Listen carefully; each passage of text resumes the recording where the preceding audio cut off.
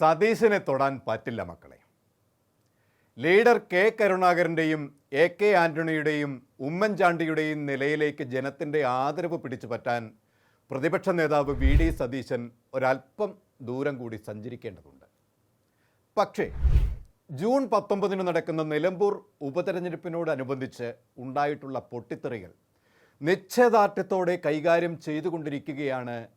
അതിലൂടെ സതീശൻ തൻ്റെ രാഷ്ട്രീയ പ്രാവീണ്യം വീണ്ടും തെളിയിച്ചുകൊണ്ടിരിക്കുകയാണ്. നാടൻ ഭാഷയിൽ പറഞ്ഞാൽ സതീശിനെ ഇന്ന് കേരള രാഷ്ട്രീയത്തിൽ പിടിച്ചു കെട്ടുവാൻ ആർക്കും കഴിയില്ല എന്ന നിലയിലേക്ക് വളർന്നു കഴിഞ്ഞു. അതിൻ്റെ നേർത്തെളിവാണ് നിലമ്പൂരിൽ PV അൻവറിൻ്റെ കാര്യത്തിൽ സതീശനെടുത്ത നിലപാട്. LDF സർക്കാരിനെ പ്രതിക്കൂട്ടിലാക്കിക്കൊണ്ട് നിലമ്പൂരിൽ ഒരു ഉപതെരഞ്ഞെടുപ്പിന് കളമൊരുക്കി PV അൻവർ രാജിവെച്ച് പുറത്തു വരികയും ശേഷം UDFിലേക്ക് ചേക്കേറാൻ ശ്രമിക്കുകയും ചെയ്തതിന് പിന്നാലെ രാഷ്ട്രീയ കേരളത്തിൽ നിലമ്പൂർ ഉപതെരഞ്ഞെടുപ്പ് കളം ചൂടുപിടിക്കുകയാണ്. മലപ്പുറം DCC പ്രസിഡന്റ് VS ജോയിയെ മുൻനിർത്തി അൻവർ UDFിനോട് വിലപേശാൻ കുതന്ത്രങ്ങൾ മെനഞ്ഞിറങ്ങിയപ്പോൾ തന്നെ കോൺഗ്രസ് നേതാക്കളും VD സതീശനും അതിനെ നഖശിഖാന്തം എതിർത്തിരുന്നു. ജൂൺ 19 തിരഞ്ഞെടുപ്പ് കമ്മീഷൻ നിലമ്പൂർ ഉപതെരഞ്ഞെടുപ്പ് പ്രഖ്യാപിച്ച ഉടൻ തൻ്റെ നിലനിൽപ്പ് പരിങ്ങലായി എന്ന് മനസ്സിലാക്കിയ അൻവർ തൻ്റെ രാഷ്ട്രീയ നിലനിൽപ്പിനായി നെട്ടോട്ടമോടുന്ന അവസ്ഥയിലുമായിരുന്നു. വിലപേശി പ്രതിസന്ധിയിലാക്കി UDF പ്രവേശനം സാധ്യമാക്കാൻ അൻവർ നടത്തിയ നാടകങ്ങളൊക്കെ പൊളിഞ്ഞു.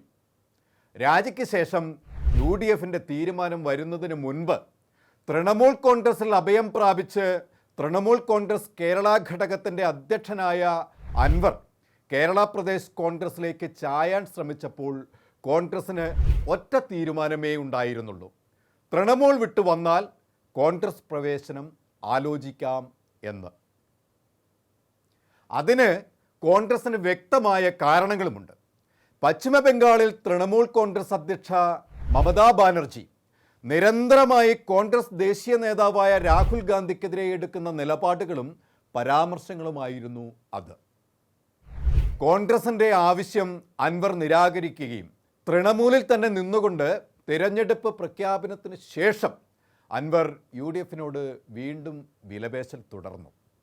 പക്ഷേ കോൺഗ്രസ് അതിന് പുല്ല് വില കൊടുത്തുകൊണ്ട് ആര്യാടൻ ഷൗക്കത്തിനെ തന്നെ സ്ഥാനാർത്ഥിയായി നിലമ്പൂരിൽ പ്രഖ്യാപിച്ചു. അതുകൂടിയായപ്പോൾ അൻവറിൻ്റെ പ്രതീക്ഷകൾ അമ്പേ അറ്റുപോയി. അതുവരെ താൻ നിലമ്പൂരിൽ മത്സരിക്കില്ല എന്ന് പറഞ്ഞതിന് വിരുദ്ധമായി ഷൗക്കത്തെങ്കിൽ താൻ ഒറ്റയ്ക്ക് നിലമ്പൂരിൽ മത്സരിക്കും എന്ന് പ്രഖ്യാപിച്ച് വെടിപൊട്ടിച്ചു. എന്നാൽ അൻവറിനറിയാം താൻ ഒരു മുന്നണി ഘടകമായി നിന്നില്ല എങ്കിൽ താൻ ഒന്നുമല്ല എന്ന്. അതുകൊണ്ട് വീണ്ടും അൻവർ UDF മുന്നണി അംഗമാകാൻ കുതന്ത്രങ്ങളുമായി മുന്നിട്ടിറങ്ങി. പക്ഷെ കോൺഗ്രസും UDFും ഉറച്ചു തന്നെ നിന്നു. ഇതിനിടയിൽ ആര്യാടൻ ഷൗക്കത്തിൻ്റെ പിതാവ് ആര്യാടൻ മുഹമ്മദും മുസ്ലിം ലീഗുമായി മുൻപുണ്ടായിരുന്ന ഒരു ശീത സമരത്തെ മുൻനിർത്തി ഒരു ശ്രമം നടത്തി നോക്കി. മുസ്ലിം ലീഗുമായി ഒരു ചർച്ചയ്ക്ക് ശ്രമിച്ചു. പക്ഷേ അൻവറിൻ്റെ അജണ്ട കൃത്യമായി അറിയുന്ന ലീഗ് നേതാക്കളും മുഖം തിരിച്ചതോടെ അൻവർ വീണ്ടും പ്രതിസന്ധിയിലായി. പിന്നീട് പ്രതിപക്ഷ നേതാവ് VD സതീശനെ ശക്തമായി വിമർശിച്ചുകൊണ്ട് രംഗത്ത് വരികയായിരുന്നു അൻവർ. VD സതീശനാണ് തൻ്റെ കോൺഗ്രസ് പ്രവേശനത്തിന് വിലങ്ങുതടിയാവുന്നത് എന്ന തരത്തിൽ പ്രസ്താവനകൾ ഇറക്കി. UDF മുന്നണിയുടെ ശക്തനായ ഒരു നേതാവും പ്രതിപക്ഷ നേതാവും കോൺഗ്രസിൻ്റെ അനിഷേധ്യനുമായ VD സതീശനെ പരസ്യമായി എതിർത്തതിലൂടെ അൻവർ തൻ്റെ കുഴി സ്വയം തോണ്ടുകയായിരുന്നു. തുടർന്ന് VD സതീശനെ മറികടന്ന് AICC ജനറൽ സെക്രട്ടറി KC വേണുഗോപാലിലാണ് വിശ്വാസം എന്ന് പറഞ്ഞ് KCയെ സമീപിച്ച് ചർച്ച നടത്തി. അവിടെയും കോൺഗ്രസിൻ്റെ ഒറ്റക്കെട്ടായ തീരുമാനത്തിൽ നിന്ന് KC വേണുഗോപാൽ പിന്നോട്ട് പോകാതെ PV അൻവറിനെ തള്ളാതെയും കൊള്ളാതെയും നിലപാടെടുത്തുകൊണ്ട് കോൺഗ്രസ് UDF നേതാക്കളാണ് തീരുമാനം കൈക്കൊള്ളേണ്ടത്, അവർ തീരുമാനം പറയും എന്ന് പറഞ്ഞു. അപ്പോഴും പൂർണ്ണമായും PV അൻവറിനെ തള്ളിയിരുന്നില്ല KC. താനെന്തോ വലിയ സംഭവമാണ് എന്ന് സ്വയം തീരുമാനിച്ച അൻവറിനെ UDFിലെ മറ്റ് ഘടകകക്ഷികളും തള്ളിയതോടെ PV അൻവർ കേരള രാഷ്ട്രീയത്തിൽ വട്ടപൂജ്യമായി മാറി. താൻ എന്തോ രാഷ്ട്രീയ മഹാമേരുവാണെന്ന തരത്തിൽ സ്വയം കെട്ടിപ്പൊക്കിയ പ്രപ്പഗാണ്ടയെ തകർത്തെറിഞ്ഞുകൊണ്ട് നട്ടലുള്ള ഒരു തീരുമാനം എടുത്തു വി.ഡി. സതീശൻ. അൻവർ വേണമെങ്കിൽ UDF-നെ പിന്തുണച്ചാൽ മതി, ഞങ്ങൾക്ക് നിർബന്ധമില്ല എന്ന് കട്ടായം പറഞ്ഞു. അൻവറുമായി ഇനി ഒരു ചർച്ചയില്ല എന്നും സതീശൻ തീർത്തു പറഞ്ഞു. വി.ഡി. സതീശനെ കോർണർ ചെയ്തുകൊണ്ട് കോൺഗ്രസിനകത്തും UDF-നകത്തും ഒരു പ്രതിസന്ധി സൃഷ്ടിക്കാമെന്ന വ്യാമോഹത്തിൽ പരസ്യമായി രംഗത്ത് വന്നതോടെ UDF ഒറ്റക്കെട്ടായി അൻവറിൻ്റെ ലക്ഷ്യങ്ങളെയൊക്കെ തകിടം മറിച്ചു.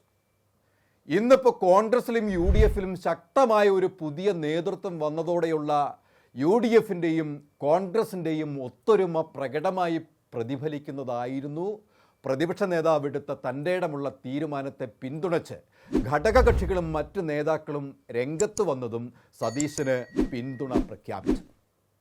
കോൺഗ്രസിൻ്റെ അനിഷേധ്യനായ നേതാവ് എന്ന നിലയിൽ സതീശനെ മാറ്റി നിർത്തിക്കൊണ്ട് ഒരു വെറും ഈർക്കിൽ പാർട്ടിയുടെ പിന്തുണ തേടാൻ മുന്നണിയിലെ ഒരു ഘടകകക്ഷികളും നേതാക്കളും മുതിരില്ല എന്നത് മനസ്സിലാക്കാൻ പോലും അൻവറിന് കഴിയുന്നില്ല എന്നത് അൻവർ ഒരു പരാജയമാണ് എന്ന് വിളിച്ചു പറയുകയാണ്.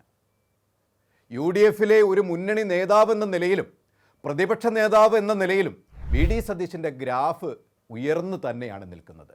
രാഷ്ട്രീയ നിരീക്ഷകർ പലരും പറയുന്നത് പോലെ അധികാരവും രാഷ്ട്രീയവും വി.ഡി. സതീശന് അനുകൂലമാകുമ്പോൾ ധിക്കാരി എന്നും അഹങ്കാരി എന്നും പറയുമെങ്കിലും ഒരു വലിയ മുന്നണിയെ നയിക്കുന്ന നേതാവ് എന്ന നിലയിൽ നിലപാടുകളിൽ ഉറച്ചു നിന്നുകൊണ്ട് തീരുമാനങ്ങൾ എടുക്കേണ്ടി വരും. അതിനെ വിമർശിക്കുന്നവരോട് ഒന്നേ പറയാനുള്ളൂ, സതീശനെ തൊടാൻ കഴിയില്ല മക്കളെ. കൂടുതൽ വാർത്തകൾക്കും വിശേഷങ്ങൾക്കും ഞങ്ങളുടെ channel like, share and subscribe ചെയ്യുക. കൂടാതെ സബ്സ്ക്രൈബ് ബട്ടണിലെ ബെൽ ഐക്കൺ എനേബിൾ ചെയ്യാനും മറക്കരുത്.